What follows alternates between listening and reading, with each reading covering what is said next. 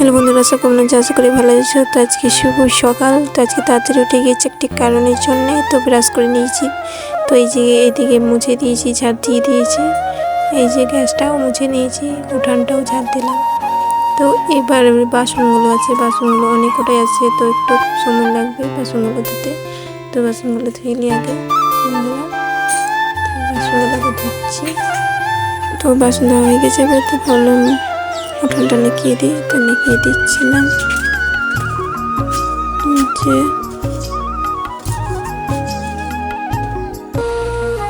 তারপরে আমাদের বাড়িতে দিদিরা এসেছিলো। এই যে দিদির মেয়ে পড়াশোনা করছে, কত সুন্দর লেখা দেখতে পাচ্ছি বন্ধুরা।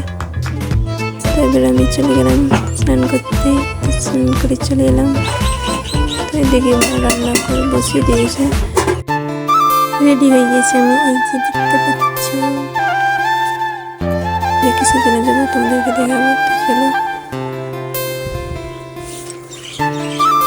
আমাকে কেমন লাগছে অবশ্যই কমেন্টে জানাবে বন্ধুরা। তো আমি আর দিদি আসলে মন্দিরে এসেছিলাম। তো তোমরা ভাবো যে পুজো থালাটা কোথায়, তো মা নিয়েছে। তার আগে অনুষ্ঠান আমাকে দেখে কত কিউট লাগছে আমাদের অনুষ্ঠান আমাকে।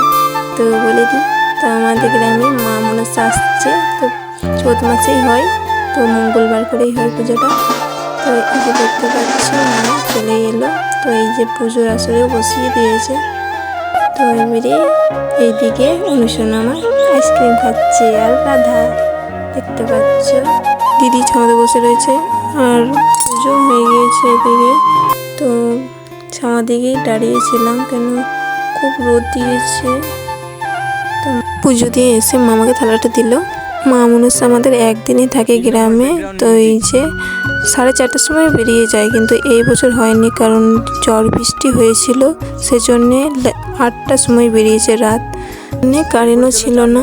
মা এলে খুব সুন্দর করে আমরা সাজাই। তো এই বছর সেরকম হলো না। ঝড় বৃষ্টি দেখে আমার মনটা খুবই খারাপ হয়ে গিয়েছিল, কারণ যেটুকু আমরা পারি সেটুকু দিয়ে করি। তো ওরই মধ্যে যেটুকু পারলাম করলাম মায়ের সেবা। তো মাকে দেখে মনটা আরও ভরে গেল। সব কথা ভুলেও গেলাম, মন খারাপ হয়েছিল যেটা, তা ভালোও লাগছে।